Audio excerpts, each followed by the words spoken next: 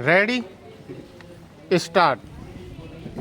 प्राकृतिक खेती हमारी परंपरा से जुड़ी हुई है और अब यह समय की मांग बन चुकी है। खेती के आधुनिक तौर तरीके अपनाकर हमने अपने खाद्य ज़रूरतों को तो पूरा कर लिया, मगर दूसरी ओर रसायन के अंधाधुंध प्रयोग की वजह से हमारी धरती और हमारे जीवन पर इसका बहुत दुष्प्रभाव पड़ा है।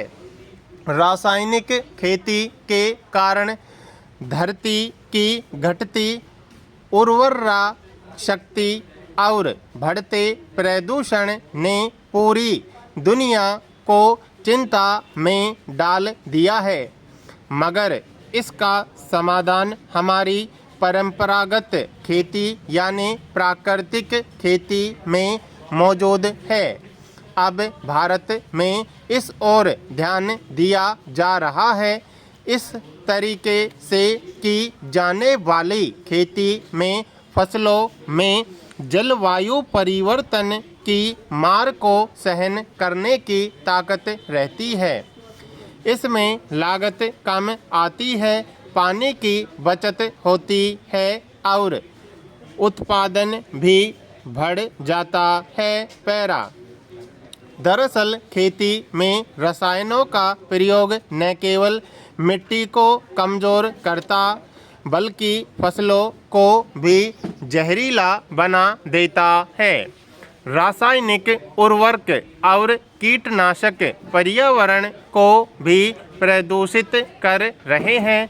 कई बार मानक से ज़्यादा कीटनाशक पाए जाते हैं, पर विदेशी खरीदार हमारी फसलों को खरीदने से मना कर देते हैं। ये रासायनिक भूमिगत जल में मिलकर उसे प्रदूषित कर देते हैं। इसीलिए अब प्राकृतिक खेती समय की ज़रूरत भी बन गई है। मिट्टी में 16 तरह के पोषक तत्व पाए जाते हैं जो फसलों की अच्छी बढ़वार और ज़्यादा पैदावार के लिए ज़रूरी है। इनमें से एक भी तत्व की कमी हो जाने पर बाकी 15 तत्वों का भी विशेष लाभ फसल को नहीं मिल पाता। देसी गाय के गोबर में ये सभी तत्व मौजूद रहते हैं।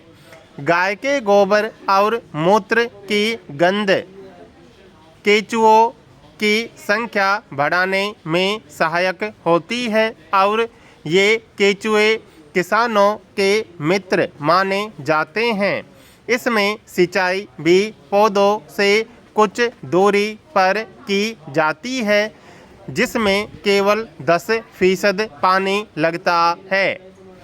प्राकृतिक खेती में पौधों की दिशा उत्तर दक्षिण रखी जाती है ताकि पौधों को सूरज की ऊर्जा और रोशनी ज़्यादा समय तक मिले।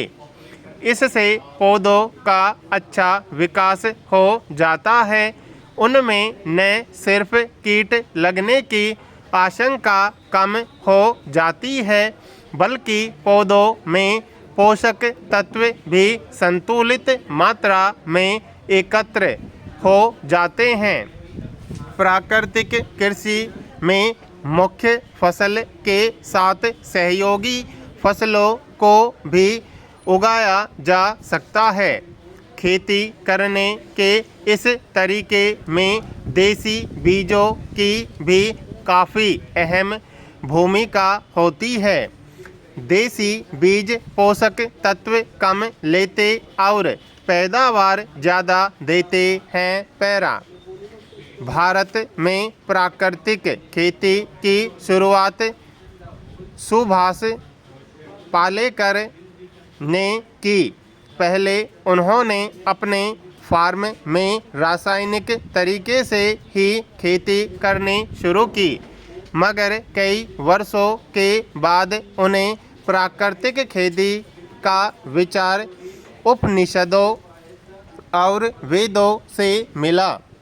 इन धार्मिक ग्रंथों में प्रचलित कुछ सूत्रों से प्रेरित होकर उन्होंने प्राकृतिक खेती की शुरुआत की और इस पर वैज्ञानिक शोध शुरू किए।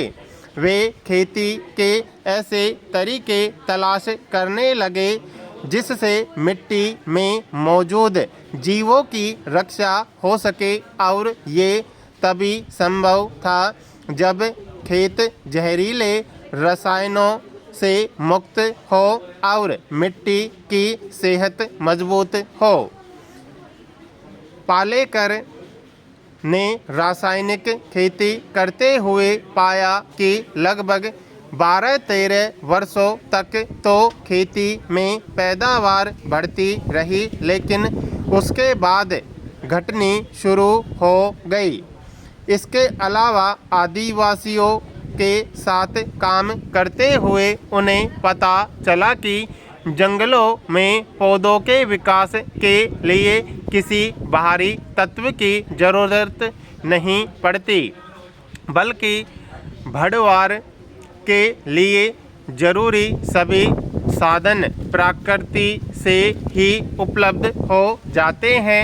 6 साल की कड़ी मेहनत के बाद उन्होंने बिना रसायनों वाली प्राकृतिक खेती की तकनीक विकसित करने में सफलता हासिल की।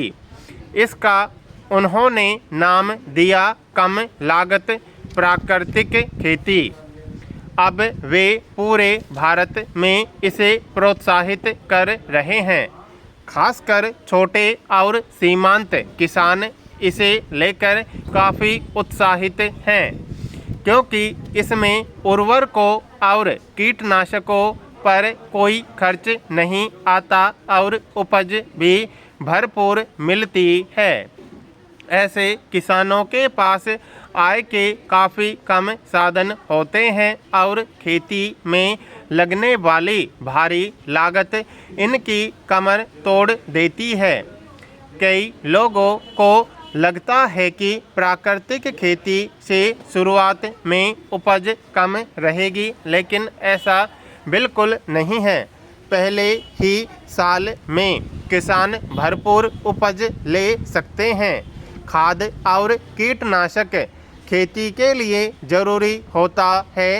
इन्हें घर पर ही मौजूद सामग्री से बनाया जा सकता है।